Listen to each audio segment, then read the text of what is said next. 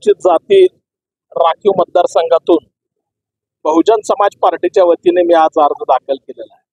प्रश्नांना काँग्रेस आणि भाजपाने इतके वर्ष कुठलाही प्रश्न सोडवला नाही, म्हणून मी त्यांच्या विरोधात उभा आहे.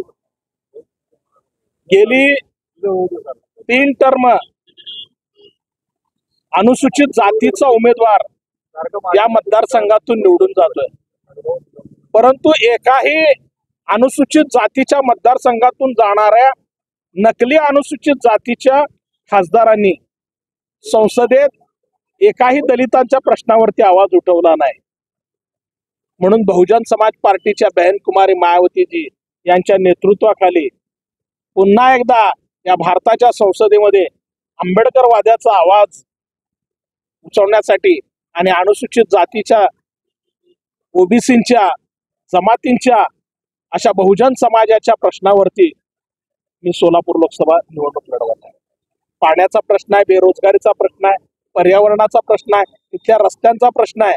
अनेक प्रश्न मी आपल्या जनतेसमोर येऊन मांडणार आहे आणि या जनतेचा आवाज बनून मी या मतदारसंघामध्ये फिरणार आहे आणि आवाज उठवणार.